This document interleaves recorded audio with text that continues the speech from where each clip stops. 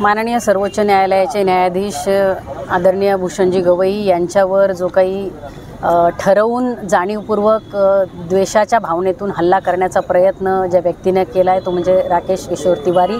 या वकिलाची सनद कायमची रद्द केली पाहिजे आणि त्याला राष्ट्रीय सुरक्षा कायद्याच्या अंतर्गत देशद्रोहाच्याच गुन्ह्याखाली अटक झाली पाहिजे। या आणि इतर सर्व मागण्यांसाठी आम्ही या ठिकाणी महाविकास आघाडीच्या वतीने आंदोलन सुरू केलेलं आहे